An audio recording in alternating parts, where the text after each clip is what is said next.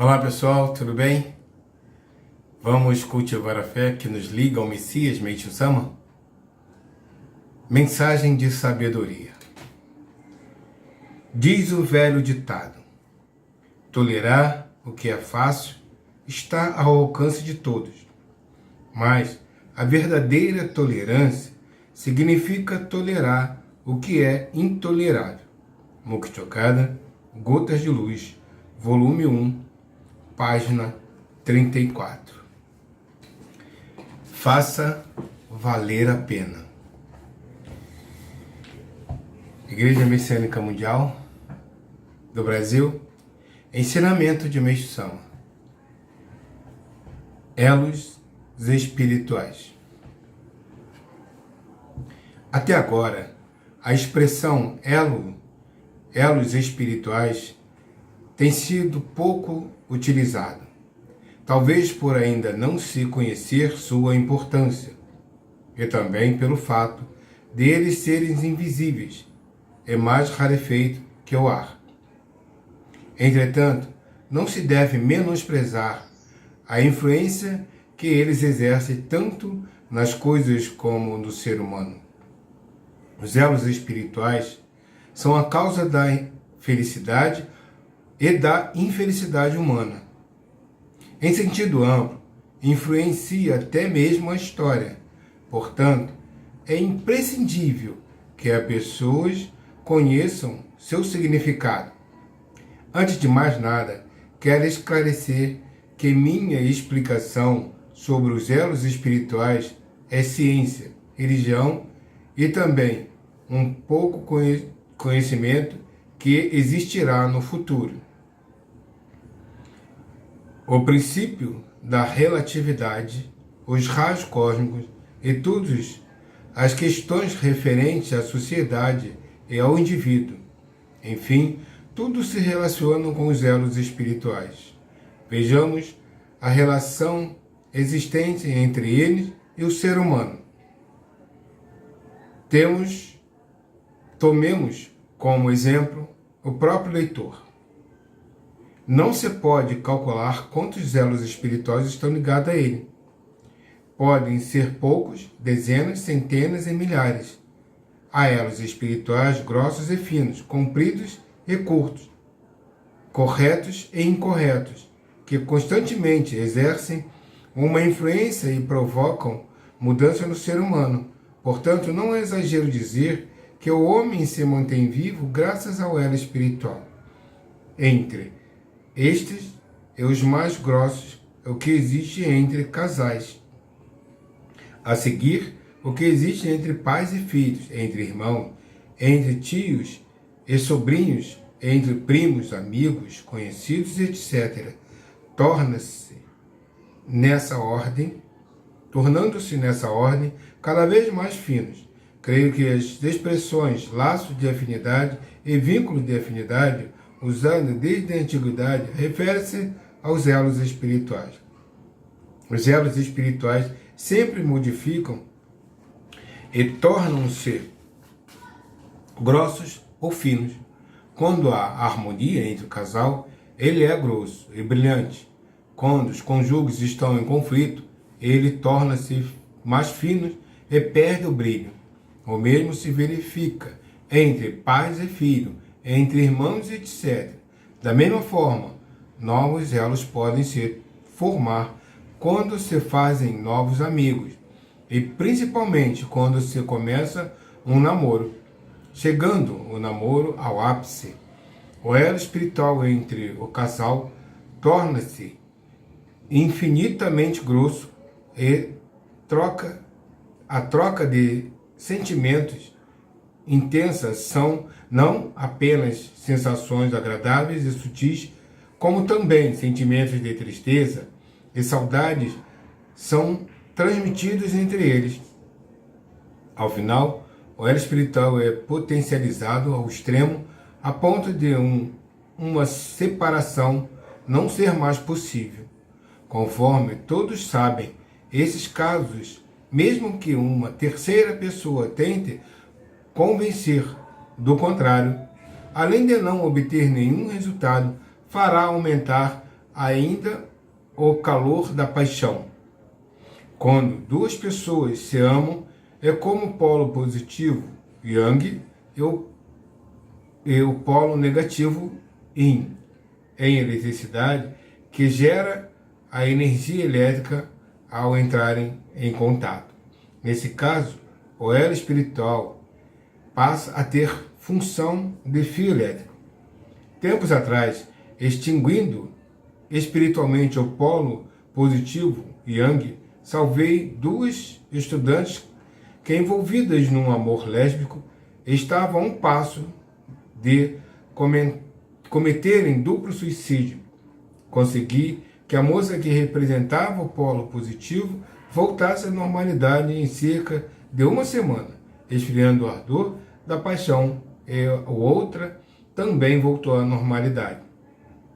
Dessa forma, o elo espiritual entre pessoas que não têm laços de consanguinidade pode ser rompido, mas não é possível romper o que existe entre parentes consanguíneos. No caso do elo espiritual entre pais e filhos, existe um ponto ao qual se deve prestar atenção. Como eles sempre estão pensando uns nos outros, há um reflexo mútuo, e a índole dos filhos sofre a influência da índole dos pais, por intermédio do elo espiritual. Portanto, se os pais desejam melhorar os filhos, em primeiro lugar, devem melhorar o próprio espírito. Frequentemente, vemos pais que repreendem os filhos, apesar deles próprios não terem uma conduta adequada. Isso surte pouco efeito, e o motivo é que acabamos de expor. Muitas vezes, entretanto, nós nos perguntamos por que pais tão maravilhosos têm um filho delinquente. A verdade é que esses pais são boas pessoas por interesse e apenas na aparência, mas a alma está nublada, e isso se reflete no filho. No caso dos dois irmãos, em que um é bom e o outro é mau. O motivo tem relação com a vida passada ou com o pecado dos pais. Vou começar explicando pelo princípio da reencarnação. O ser humano, após a morte, vai para o mundo espiritual, isto é, nasce naquele mundo. No budismo, isso é chamado de ir para nascer. A partir da perspectiva do mundo espiritual, isso faz sentido. Ali se efetua a purificação das impurezas e dos pecados cometidos no mundo material. Os espíritos que atingirem certo grau de purificação voltam a nascer neste mundo, ou melhor, reencarnam.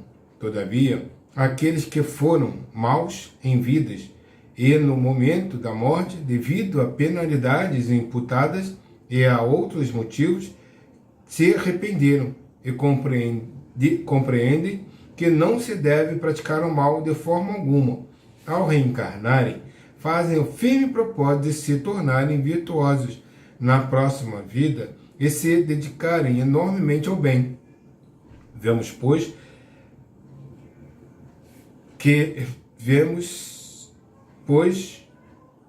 por este princípio, que embora alguém seja muito bom nesta vida, na encarnação anterior pode ter sido um grande perverso.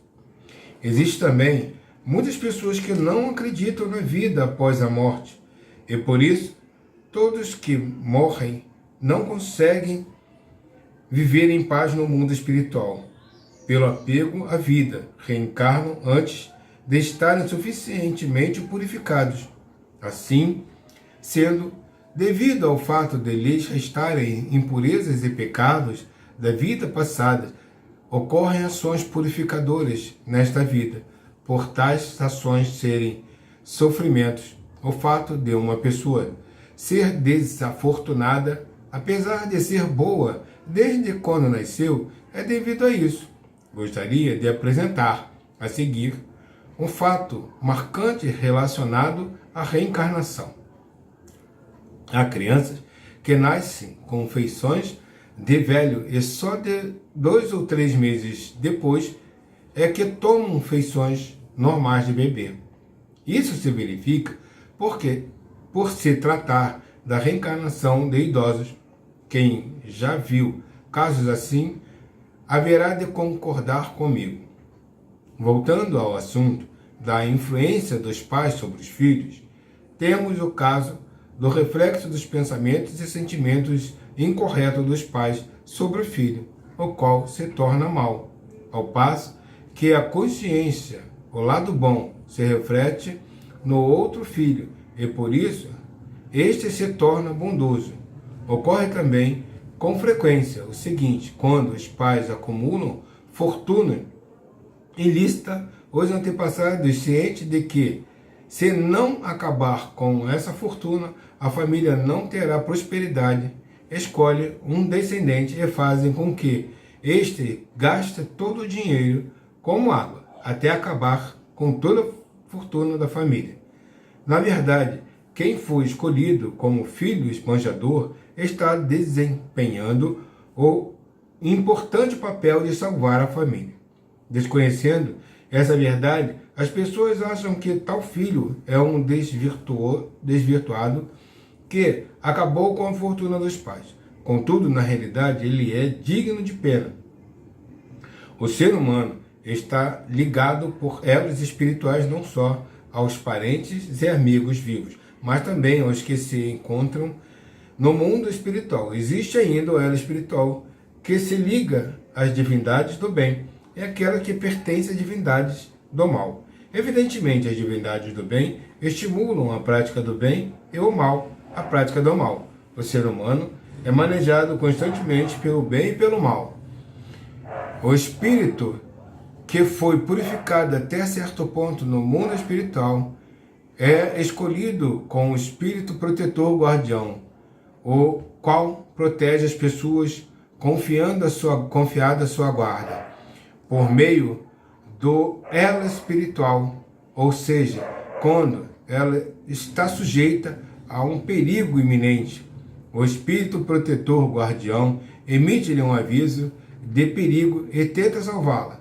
Como exemplo disso, podemos citar o caso de uma pessoa que vai embarcar em um trem, mas que por ter se atrasado ou por algum outro impedimento, não pega, tomando o trem seguinte. Aí ocorre um desastre com o trem que ela não tomou, e muitos morrem ou ficam feridos. Isso se dá graças ao trabalho do espírito protetor guardião, que conhece antecipadamente o destino de quem lhe fora confiado no mundo material, e procura avisá-lo utilizando-se de vários meios. A quantidade de elos espirituais varia de acordo com o grau de influência da pessoa. Vejamos exemplos de pessoas que os possuem em grande número. Numa família, o responsável possui elos com familiares, empregados, parentes e amigos. Tratando-se de presidente de uma firma, este possui elo com todos os funcionários. Se for pessoa pública, por exemplo, representante do bairro, subprefeito, prefeito, governador, primeiro-ministro, presidente ou monarca, todos possuem elo espiritual com aqueles que estão sob sua administração ou governo. Quanto maior a influência da pessoa, maior número de seus elos espirituais. Sendo assim, o caráter de um líder deve ser nobre, pois se sua alma estiver nublada, isso se refletirá sobre o grande número de pessoas, atuando maleficamente sobre suas ideias. O primeiro-ministro de um país, por exemplo, deve ser uma pessoa de caráter ilibado e de muita sabedoria. Caso contrário, o pensamento dos cidadãos se degrada, a moral relaxa, o número de criminosos torna-se cada vez maior e a responsabilidade de tudo isso caberá aos governantes. Os educadores, em especial, cientes de que seu caráter se reflete sobre o aluno por meio dos elos espirituais, devem tornar-se pessoas dignas de exercerem com honradez essa profissão, procurando constantemente polir a alma, especialmente os religiosos como fundador de uma religião. Seu presidente e seus sacerdotes devem ter uma mente que, por serem reverenciadas como divindades por grande número de fiéis, sua alma possui um notável poder de influência sobre as pessoas. Se praticarem atos condenáveis, aproveitando-se da sua posição, tais atos se refletirão no conjunto dos fiéis e na decadência dessa religião será inevitável. Casos como estes são do conhecimento de todos. No entanto, os elos espirituais não se limitam aos seres humanos. As divindades também se ligam aos seres humanos por meio dos elos. A diferença é que os elos que nos ligam às divindades são de luz intensa. Em geral, os elos dos seres humanos são fios cinza claros, sem luz, sendo que os de pessoas de alma elevada são de luz tênue. Quanto mais perversa for a pessoa, mais escuros serão os elos. Comumente, ao se escolher amigos, deseja-se que eles sejam boas pessoas, pois, misturando-se com o bem o ser humano, torna-se bom, e misturando-se com o mal, torna-se mal, devido ao reflexo dos elos espirituais. Mesmo entre as divindades, há as do bem e as do mal. Uma vez que os elos espirituais das pessoas do bem são de luz, ao reverenciá-las e orar constantemente a elas, o ser humano tem sua alma purificada. Já dos espíritos malignos, ao invés de luz, a pessoa recebe a influência maléfica do que corrompe suas ideias e ele acaba tornando-se infeliz. Portanto, ao professar uma fé, é essencial discernir se a divindade dessa fé é ou não benigna. Mesmo entre as divindades do bem, a intensidade da luz varia de acordo com a hierarquia divina. Quanto mais elevada ela for, maior será o número de milagres entre os fiéis, pois a luz dos seus elos espirituais é muito mais forte. Acima, expus resumidamente o significado dos elos espirituais relacionados ao ser humano. Contudo, devo dizer que os elos espirituais atuam não só nos humanos, mas também nas demais coisas. Por exemplo, a casa onde reside os objetos que apreciamos e sempre usamos, entre os quais roupas e acessórios, e principalmente as coisas que mais estimamos, possuem conosco um elo espiritual mais grosso. Numa antiga revista de pesquisa para psicológicas nos Estados Unidos, foi publicado uma reportagem sobre a senhora que tinha uma capacidade misteriosa pelos objetos. Ela identificava a fisionomia, a idade e as ações mais recentes dos seus donos.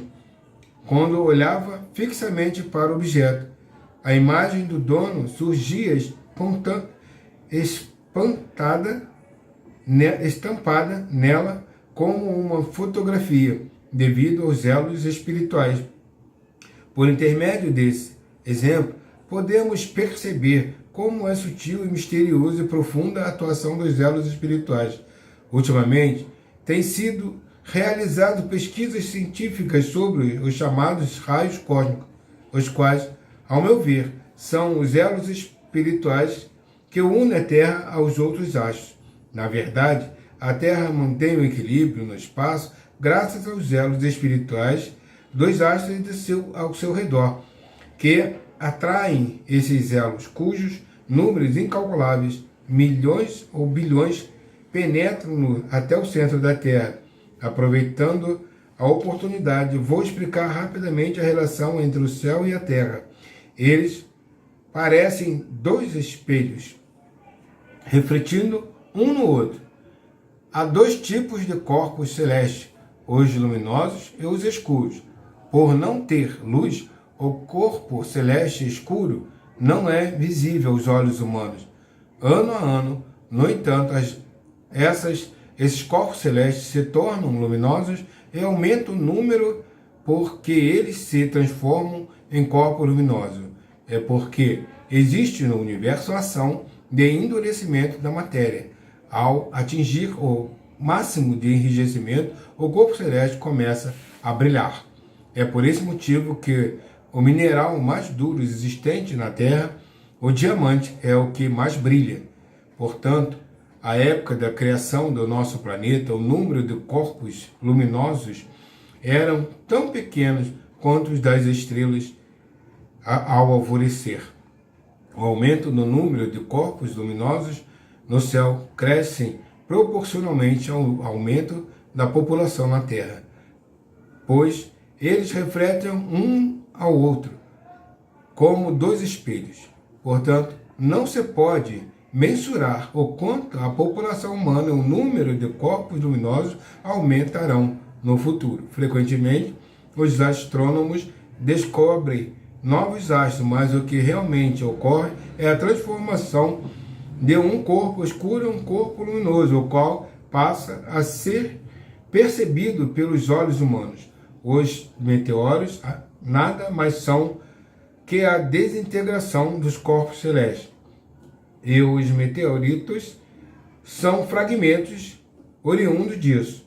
Além dos grandes corpos celestes, como Júpiter, Marte, Saturno, Netuno e Mercúrio, existe uma infinidade de outros de tamanho grande, médio e pequeno, e todos exercem influências sobre a Terra e a luminosidade, a humanidade. Assim, da mesma forma que existem os 5 grandes planetas citados, em cada época existem 5 personalidades mundiais. Também acho interessante comparar o ser humano aos astros, e referindo-se à personalidade renomada, falam em aparecimento ou queda de uma grande estrela. A história registra que no Ocidente houve uma época em que a astrologia se tornou bem popular e os sacerdotes a utilizavam para analisar as doenças, para ver a boa ou má sorte, a felicidade ou a infelicidade, etc. Na China, por exemplo, a ciência da adivinhação também tomava por base os 9 planetas. Penso que não foi sem motivo que os antigos tinham interesse pelos astros.